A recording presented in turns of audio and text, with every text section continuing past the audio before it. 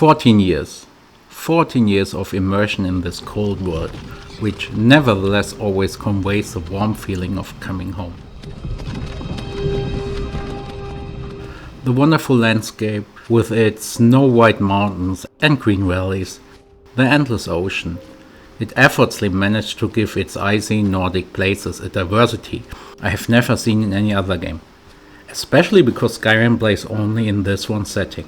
The fantastic soundtrack, from the quiet sounds of Nightbox to the epic orchestra, perfectly suits this fantasy RPG, a game that is bleeding atmosphere, one that invites you into a world so fantastical, so unique and yet so relatable.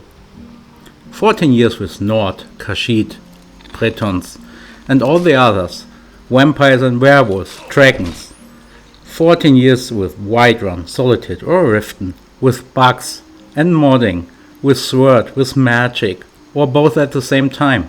With explorations that actually feel like it, with almost, how to describe, organic coincidences. And a promise like from a good host.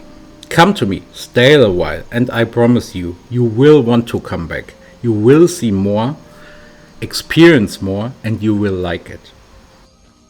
Skyrim is the master of leading you into unintentional adventures.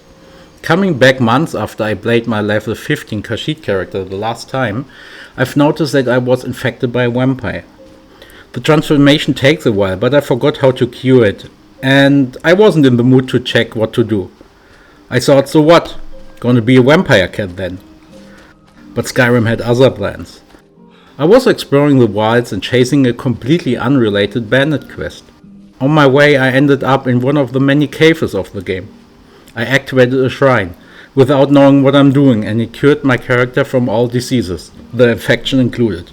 It was gone. That alone was cool. It would accidentally change the future of my playthrough completely in terms of gameplay. Then I looked into my quests, and I saw that a residence of some vampire hunters was near. Feeling the destiny calling, my character followed, and as expected I was sent out to hunt vampires. Meanwhile I realized that the sword Dawnbringer I obtained in a, again, completely unrelated quest earlier in the game was meant to be an undead killer. My character knew this meant something. He's not supposed to be a vampire cat, no. He will free this world from this disease. He was cured and given the tools to fight the evil.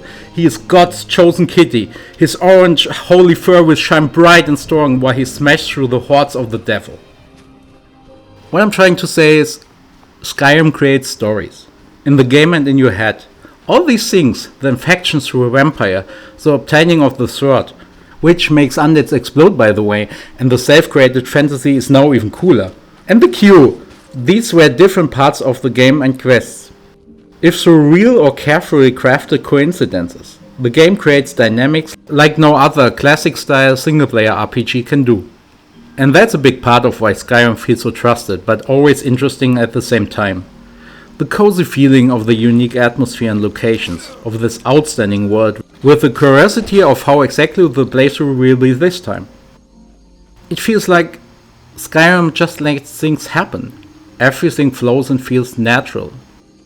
I walk by an ordinary dungeon. Inside, I find magically enhanced spiders, and my character fights his way through it. And after defeating the spider Frankenstein and enjoying the new loot, well, that's it. In a good way.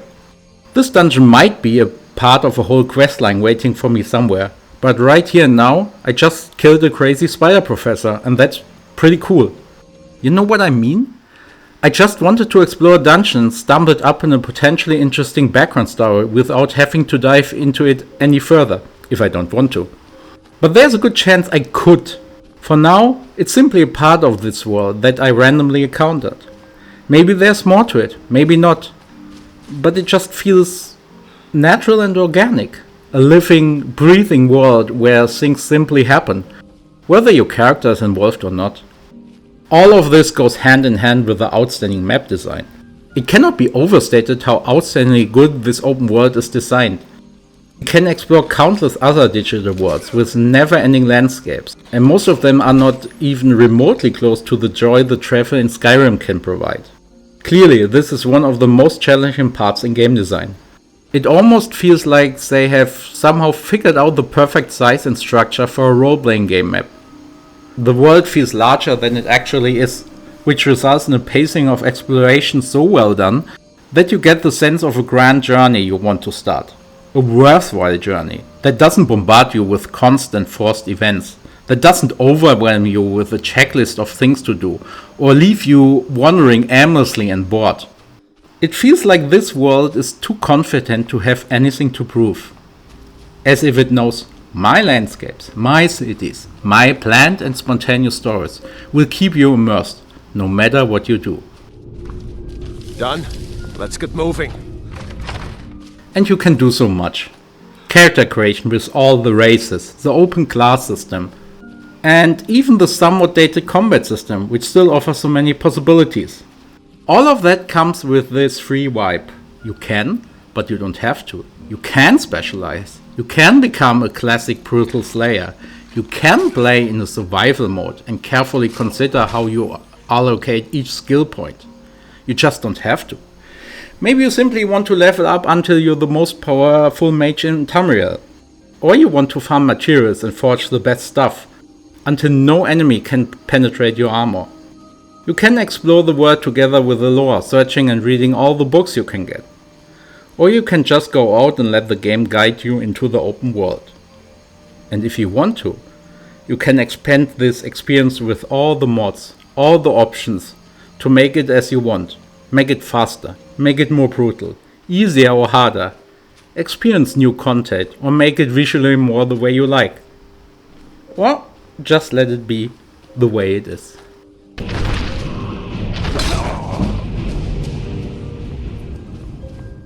Depending on which game one is comparing it to, you could discuss whether Skyrim is a casual or a hardcore RPG, especially when considering the different emphases placed on exploration, dialogue, quests, combat, world design, and lore. But it's actually both. A game that neither cuddles the player nor dwells into the depths of hardcore niches. A game that can challenge you or let you chill after a hard day. It's a role-playing game in the true sense of the word. Allows you to play roles that are as simple, or as diverse, or as deep as you want them to be. When talking about that certain something, about things like more than the sum of its parts, or attributing a soul to games, one might get the impression that this is too philosophical, too vague, as if there are not enough rational arguments, as one have to romanticize. Well, honestly, I don't care in this case. Skyrim has it, it does it, and it is all of these things. An RPG that showcases the passion coming with video games so well, an experience that is simply only possible in this medium. Beyond all existing nostalgia or romanticizing for it, Skyrim is a game that deserves its legendary status. Look, there are role-playing games with better presentation, better quests, better characters, more decision-making options, or a better combat system. And yet, there's nothing quite like The Elder Scrolls V, Skyrim. And then, at one point it might be enough for now. You leave the Nordic beauty behind, for a while. Until you're ready again, until you think, hey, maybe, what about Skyrim? So you knock at the door. It opens. There is the cold again. Welcome you back with open arms. And you decide to stay for a while. Again, how could you not? It feels like coming home.